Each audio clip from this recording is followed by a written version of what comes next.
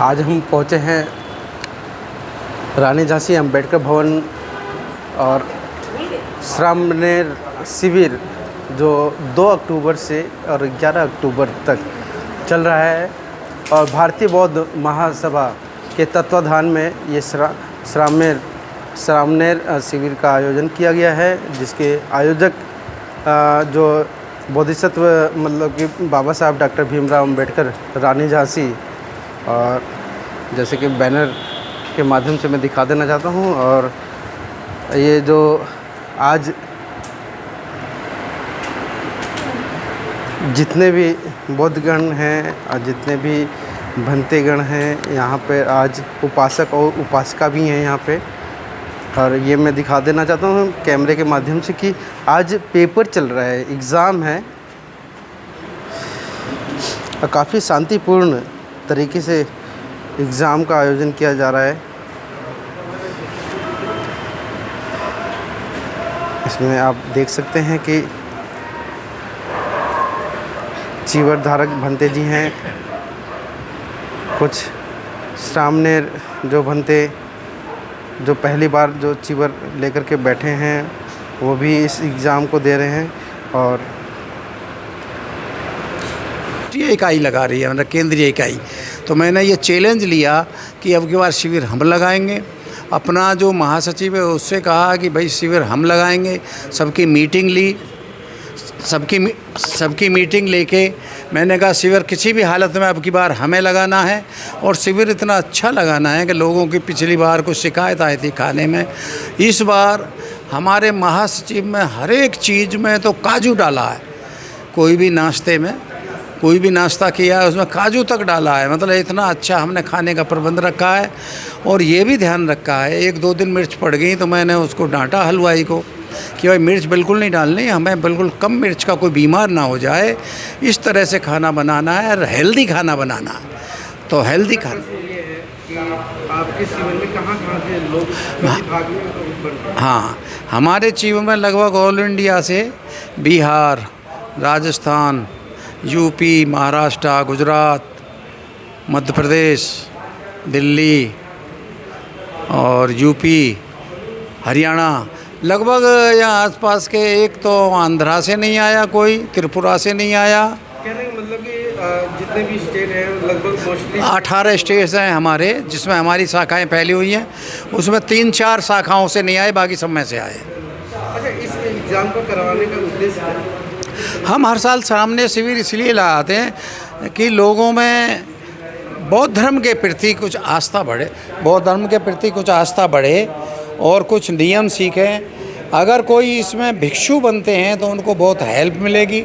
हम पहले पूरा भगवान बुद्ध उनके धर्म को पढ़ाते हैं, बाबा साहब को पढ़ाते हैं, संविधान को पढ़ाते हैं, समता सैनिक दल को पढ़ाते हैं। हमारे जो केंद्रीय शिक्षक होते हैं, आचार्य होते हैं, वो पढ़ाते हैं। उसके बाद 10 दिन के बाद या 8-9, अब की बार 8-9 दिन के बाद रात दिन पढ़ाया हमने, क्योंकि हम हर साल बुद्ध विहारों में जाते थे डेली।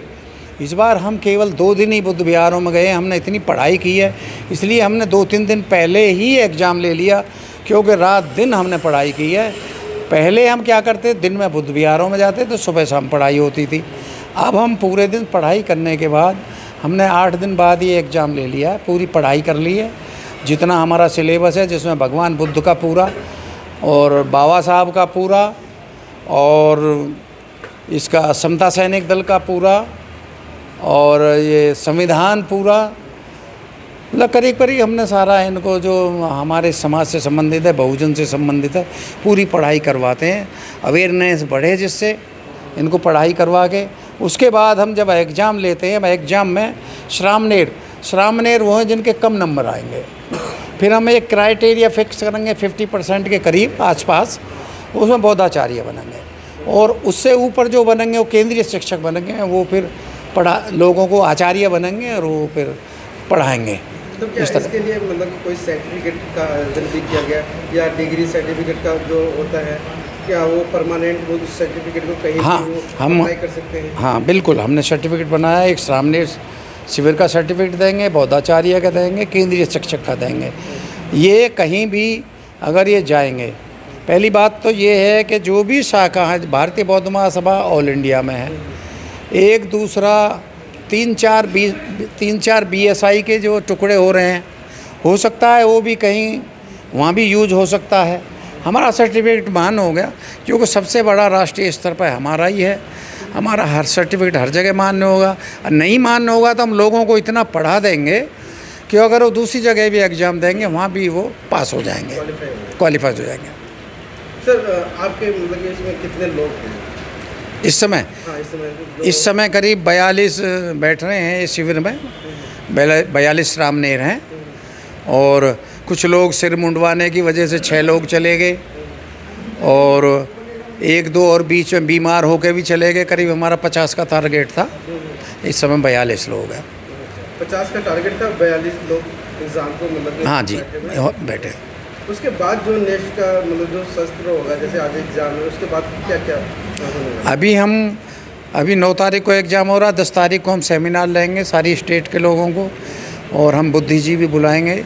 वो धर्म के बारे में बताएंगे कि बौद्ध धर्म क्या है, कैसे आगे आना चाहिए, कैसे हमें आचरण करना चाहिए, उसके बारे में पूरे दिन की सेमिनार है हमारी 10 तारीख की।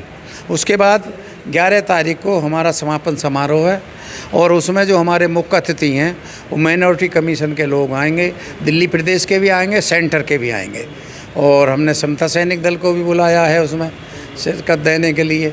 और जो यहाँ की जो वो है अंबेडकर भवन के जो प्रेसिडेंट वगैरह उनको भी बुलाया है, और बाकी जो अच्छे लोग हैं उनको, जैसे कोई मिनिस्टर वगैरह है, उनको भी बुलाया। मतलब कहने का मतलब उनके तत्वाधान में मतलब इनको सर्टिफिकेट प्रोवाइड कराया जाएगा। बिल्कुल। सर आप क्या कहना चाहेंगे सर?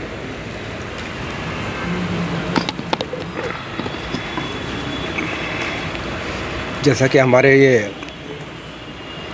राष्ट्रीय अध्यक्ष जी ने बताया कि ये हमारा जो शिविर है ये 2 अक्टूबर 2024 शुरू हुआ था, और अभी ये आज हमारा इसका एग्ज़ाम है। तो इसमें हम जो हमारे एग्ज़ाम में नंबर आएंगे, जिनके सबसे कम नंबर आएंगे उनको हम शामिल बनाते हैं, और उसके बाद उससे थोड़े जो ज़्यादा 50% के आसपास जो नंबर आते हैं फिर हम उनको बौद्धचार्य बनाते हैं, और जिनके ज़्यादा नंबर आते हैं, सबसे ज़्यादा नंबर आते हैं, उनको हम केंद्रीय शिक्षक बनाते हैं। तो हमारा उद्देश्य यही है कि बौद्ध धर्म को जो फैलाव हो, और जो भी ये बाबा साहब गौतम बुद्ध के जो संदेश हैं वो देश में कोने कोने तक पहुँचे।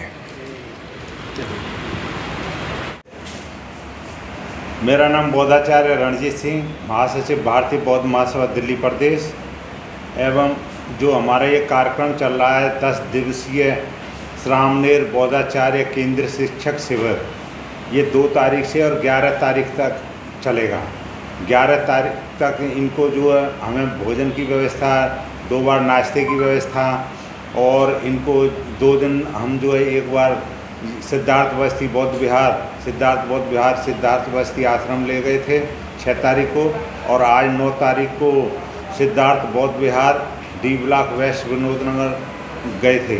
हमारे जो केंद्रीय बौद्धाचार्य हैं आदरणीय दौलत सिंह जी के नेतृत्व में ये रामनेर शिविर हमारा गया था, तो वहाँ पर बहुत अच्छी भोजन की व्यवस्था की गई थी वहाँ की जो कार्यकारिणी हैं। और ये हमारा उद्देश्य इसका ये होता है कि जो बौद्ध धर्म की जो पताका पूरे भारतवर्ष में फैलाई जाए। जिस तरह से बाबा साहब अम्बेडकर ने कहा था कि बौद्ध धर्म भारत में होगा तो जो दुनिया में अत्याचार अनाचार होते हैं हमारे साथ में ये कभी नहीं होंगे, क्योंकि बौद्ध धर्म मानवतावादी धर्म है। इस धर्म में कोई ऊंच नीच भेदभाव नहीं होता, सबको जो मानवता और कल्याणकारी चीज़ें सबको बताई जाती हैं। और दूसरा हमारा ये जो कार्यक्रम चल रहा है इसके जो हमारा कार्यक्रम चल रहा है इसके लिए इनको बौद्ध की शिक्षाएं, बाबा साहब अम्बेडकर की शिक्षाएं, भारतीय संविधान की शिक्षाएं दी जा रही हैं। और इसके 10 दिन बाद 11 ये कल हमारा इनका एग्ज़ाम चल रहा है। अभी एग्ज़ाम में जो हमारे परीक्षार्थी पास होंगे उसमें 3 श्रेणी बनाई हैं, जो रामनेर शिविर पहली श्रेणी, दूसरी बौद्धाचार्य और तीसरी जिनके अच्छे मार्क्स आएंगे 80% के लगभग उनको केंद्रीय शिक्षक बनाया जाएगा। और इनको उसी दिन प्रमाण पत्र दिए जाएंगे। 11 तारीख को जिस दिन समापन होगा और बौद्ध धर्म की दीक्षा दी जाएगी। देखिए, एक बात मैं कहना चाहता हूँ, बहुत सारे लोगों को ये भ्रांति है कि ये धर्म परिवर्तन कर रहे हैं, जबकि इसमें धर्म परिवर्तन का कोई मतलब नहीं है। हमारा ये जो कार्यक्रम है, भगवान बुद्ध यहीं के रहने वाले थे, भगवान बुद्ध भारत में पैदा हुए, भारत में उनका परिनिर्वाण हुआ और उनकी जो शिक्षाएं थीं उनसे के अनुसार जो ये हमारा 11वीं शताब्दी तक लगभग जो बौद्ध धर्म के राजाओं ने राज किया और इतना अच्छा शासन हुआ कि जो जम्बूद्वीप कहा जाता था, ये श्रीलंका और ये अपना क्या बोलते हैं, जम्बूद्वीप में जो अब पाकिस्तान तो खैर अभी बना है, और ये अपना अफ़गानिस्तान, श्रीलंका और जो हमारे एशिया में देश आते हैं बहुत सारे, ये एशियाई देश जो भारतवर्ष के जम्बूद्वीप कहा जाता था। तो उसमें जो कोई किसी के साथ भेदभाव नहीं किया जाता था। बहुत सारे लोग कहते हैं कि वो जो सम्राट, जो ये कहावत है कि उस ज़माने में घरों से ताले नहीं लगाए जाते थे, तो वो वाक़या सम्राट अशोक और उन बौद्धकालीन राजाओं का था, क्योंकि उनके ज़माने में किसी को कोई तन्हाई, किसी को कोई भेदभाव नहीं होता था, सब खुशहाल रहते थे। तो किसी को चोरी करने की और किसी को मतलब इस तरह से दूसरे का माल लेने की, हड़पने की ज़रूरत नहीं होती है। और न्यायकारी राजा होते थे, सबको न्याय दिया जाता था। उनको पता था कि भाई यदि कोई अन्याय की बातें हम करेंगे तो उसे हमें कठोर दंड मिलेगा। और इस तरह से जो हमारा ये बौद्ध धर्म चला आ रहा है, तो ये जो मैं दोबारा स्पष्ट करना चाहता हूँ कि इसका धर्म परिवर्तन से कोई मतलब नहीं है। बौद्ध धर्म का मतलब है भगवान बुद्ध यहाँ के रहने वाले थे, कुछ अशिक्षाओं की वजह से हमारे समाज को शिक्षा से वंचित कर दिया गया था।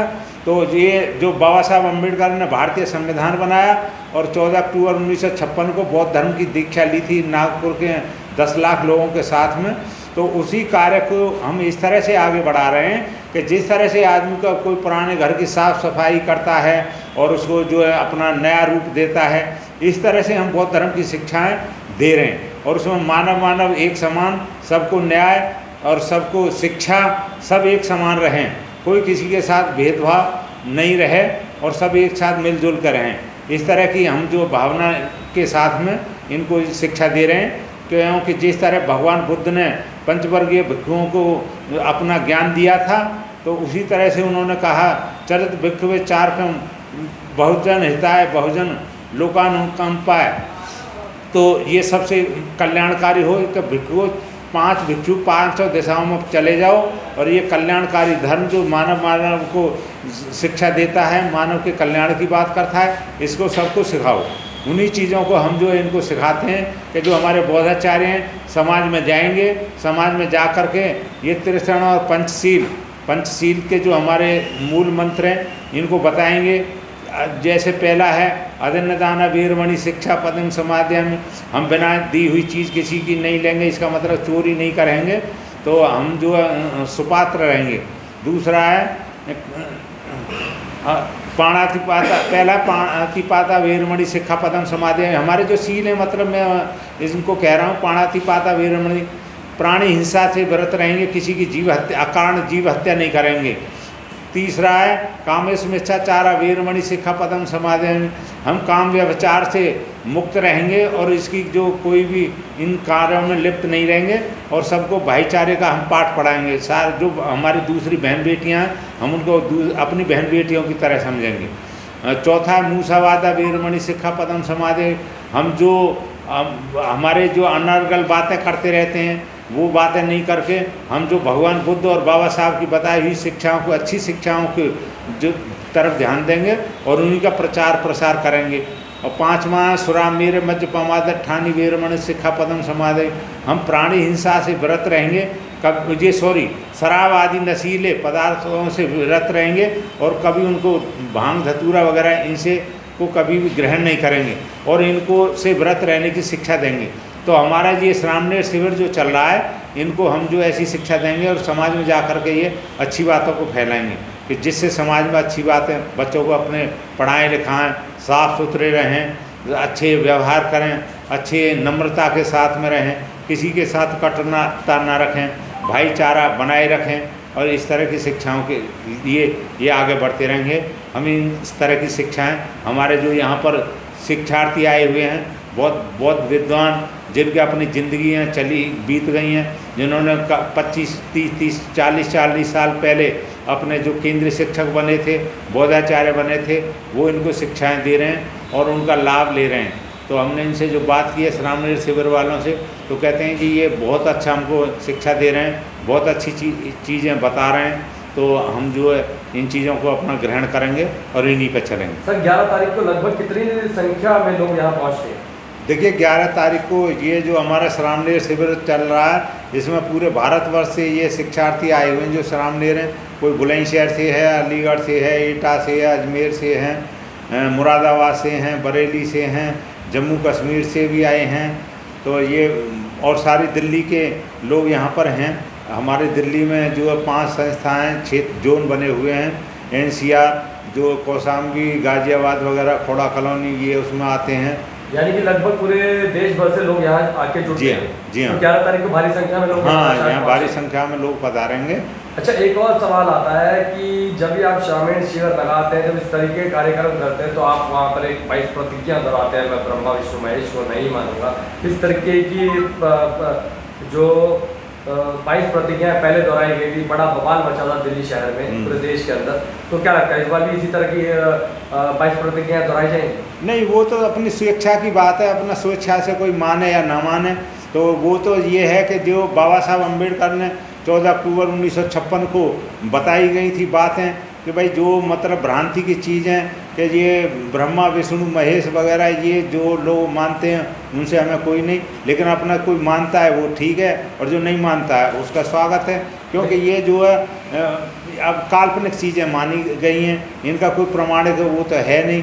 अब हमारा जो आजकल जो नई शिक्षा है, नई शिक्षा में ये चीज़ें ना तो हमारे पढ़ाई जाती हैं, ना कभी किसी शिक्षा में आई गई हैं। जो वो चीज़ें हमारा तो जो उनसे कोई मतलब नहीं, किसी के भगवान। सवाल मेरा वही है कि दोबारा आप मेरी शायद बात समझे नहीं कि जो लोग यहाँ पर पहुँचते हैं, हाँ, वो बौद्ध धर्म की तरफ आते हैं, बढ़ते हैं और बौद्ध धर्म कहीं ना कहीं अपनाते हैं, तो उन लोगों के लिए कंपलसरी रहता है ये जो 22 प्रतिज्ञा है उन्हें माननी पड़ती है, यानी कि लेनी पड़ती है? नहीं, लेनी पड़ती हैं, क्योंकि वो तो जो देखिए एक तो शुद्ध होता है, एक अशुद्ध होता है। किसी चीज़ में क्लियरिटी होती है, तो क्लियरिटी के हिसाब से जो ये चीज़ें बताई जाती हैं, अब कोई माने या ना माने वो उसकी स्वेच्छा की, स्वविवेक के ऊपर बात है। अगर मान लीजिए कोई 22 प्रतिज्ञाएं ये नहीं मानता, जो आप सबसे पहले दोहराए थे कि मैं ब्रह्मा विष्णु महेश को नहीं मानूंगा, मैं पितरों की कोई ये नहीं करूँगा, पितृदान नहीं करूँगा, तो इस तरीके की पूजा करना नहीं मानता, यानी कि वो बौद्ध नहीं होता? नहीं, वो बौद्ध कैसे हो जाएगा? बौद्ध का मतलब है जो देखिए जैसे एक चीज़ खट्टा कड़वा है तो वो कड़वा है, और जो मीठा है वो मीठा है, और जो चीज़ हमने नहीं देखी है, जिसका से मानव कल्याण नहीं है, उन चीज़ों से, और ना ही हमारी शिक्षा में कभी बताई गई है। मैं जो ग्रेजुएट हूँ सन 1980 का, ये चीज़ें कभी हमारे जो पहली तो शिक्षा में नहीं है, ना तो ये पहली क्लास से लेकर के ग्रेजुएशन तक जो कभी कोई शिक्षा में देवी देवताओं की बातें नहीं पढ़ाई गई हैं। यानी कि कहा जाए तो बौद्ध बनने के लिए जो 11 तारीख को आपका प्रोग्राम होगा, उसके अंदर 22 प्रतिज्ञाएं दोहराई जाएंगी, और जो लोग बौद्ध धर्म अपनाना चाहते हैं, बौद्ध धर्म की तरफ अग्रसर होना चाहते हैं, उन्हें ये अनिवार्य रूप से लेनी पड़ती है। हाँ, ये उसमें बताई जाती हैं। इसका मेन उद्देश्य यही है, धर्म परिवर्तन की इसमें कोई बात नहीं है। ये तो दीक्षा जो दी जाती है, इसमें जो अच्छे ज्ञान की बातें बताई जाती हैं कि उन को वो जो है, जो हमारे ये आएंगे जो केंद्रीय कार्यकारिणी के पदाधिकारी हैं, ये उनके अधिकार क्षेत्र में आता है, क्योंकि ये कार्यक्रम केंद्रीय कार्यकारिणी के अधिकार क्षेत्र में हो। अच्छा, ये जो 22 प्रतिज्ञाएं होती है, इसमें से एक आदमी तो हमें पता है, लेकिन कुछ प्रतिज्ञाएं दोहराएंगे आप, बताएंगे कि आप कौन सी प्रतिज्ञाएं नहीं चाहते? इसमें पहली तो यही है कि मैं ब्रह्मा विष्णु महेश को ईश्वर नहीं मानूंगा, और ये जो है मतलब काल्पनिक चीज़ें हैं, ईश्वर नाम के जो चीज़ें हैं ये काल्पनिक हैं।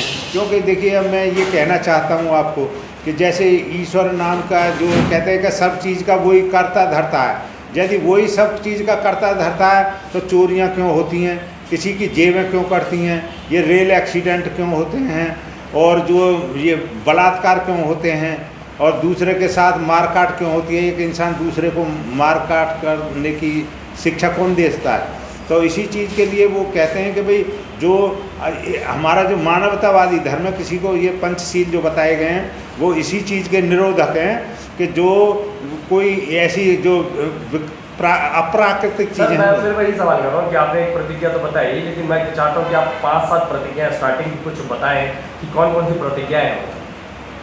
तो मैं बताता हूँ आपको जो है इनकी प्रतिज्ञा हैं। एक सेकंड तो वो, हाँ जी बताएं ज़रा प्रतिज्ञा। मैं ब्रह्मा विष्णु और महेश को कभी ईश्वर नहीं मानूंगा और ना ही कभी उनकी पूजा करूंगा। मैं राम और कृष्ण को ईश्वर नहीं मानूंगा और ना ही कभी उनकी पूजा करूंगा। मैं गौरी गणपति इत्यादि हिंदू धर्म के किसी भी देवी देवताओं को नहीं मानूंगा और ना ही उनकी पूजा करूंगा। ईश्वर ने अवतार लिया है, इसको मैं कभी नहीं मानूंगा। भगवान बुद्ध विष्णु के अवतार हैं, इसे कभी नहीं मानूंगा और ऐसे प्रचार को मैं बुद्धिहीन और झूठा प्रचार समझूंगा। मैं श्राद्ध कभी नहीं करूंगा और ना ही कभी पिंडदान करूंगा। मैं बौद्ध धर्म के विपरीत किसी भी प्रकार का आचरण नहीं करूंगा। सर सवाल ये आता है, जैसे आपने प्रतिज्ञा दोहराई, हमेशा अक्सर इन प्रतिज्ञाओं पे देश भर में सवाल खड़े हो जाते हैं। पिछली बार तो माननीय समाज कल्याण मंत्री जी को इस्तीफा तक देना पड़ा था। तो क्या क्या वजह है जो पूरे देश में बड़ा मुद्दा बन जाता है कि 22 प्रतिज्ञाएं? ये आदमी के जो शिक्षाओं के ऊपर बात होती है कि देखिए आदमी दो तरह के इंसान तो होते हैं, एक स्वविवेकी और एक अविवेकी। कि जो विवेक की बातें होंगी कि जिस तरह से इसमें मैंने एक प्रतिज्ञा की है कि मैं क्रियाक्रम ब्राह्मणों के हाथों से नहीं कराऊंगा। तो ये कहाँ किस चीज़ में लिखी गई है कि भाई ब्राह्मणों के हाथों से कराएंगे, ब्राह्मणों के कर्मों से नहीं कराएंगे। ये आदमी का स्वविवेक है, वो चाहे तो करा सकता है। हर एक आदमी आजकल पढ़ा लिखा है, वो जो 4वीं क्लास पढ़ा हुआ पंडित जो हमारे बड़े बड़े लोगों को जो है बहकाता है कि भाई तुम्हारे ये करने से ये हो जाएगा, तेल चढ़ाने से ये हो जाएगा, दूध चढ़ाने से ये हो जाएगा, जबकि वो व्यर्थ की चीज़ है। भाई दूध जो है कितने मुश्किल से पैदा किया जाता है। मैं किसान आदमी हूँ, मैं जानता हूँ दूध जो कैसे पैदा किया जाता है। पशु को छोटे से पाला जाता है, फिर वो बड़ा हो जाता है, फिर उसको वो जो दूध देने लायक होता है 5-6 साल में, और उसको जो चारा खिलाया जाता है, अच्छी अच्छी चीज़ें खिलाई जाती हैं। जब वो दूध पैदा होता है कि भाई कोई पशु जो एक जो कम उसकी खातिरदारी होती है तो बहुत कम दूध देता है, और जो बहुत ज़्यादा खातिरदारी होती है तो ज़्यादा दूध देता है, 10, 12, 15 लीटर तक दूध दे देती है। तो उसको जो पैदा करने में हमको बड़ा श्रम करना पड़ता है। तो उसको जो है जो लोग महत्व नहीं जानते उसका, जिन्होंने पैदा नहीं किया कि दूध कैसे पैदा होता है, किस तरह से बनाया जाता है, उन्हें क्या मतलब, उन्हें तो पैसा है, पैसे से लेकर के कहीं बहा दो कहीं डाल दो। लेकिन उसका विवेक ही होना चाहिए, स्वविवेक जो है कि जिस दूध को हम ऐसे पानी में बहा देते हैं वो गंदे नाले में हो जाता है, और उसी दूध को जो हमारे वंचित लोग हैं, गरीब लोगों के बच्चे हैं, उसको दिया जाए तो उनकी मतलब कुछ तृप्ति होगी।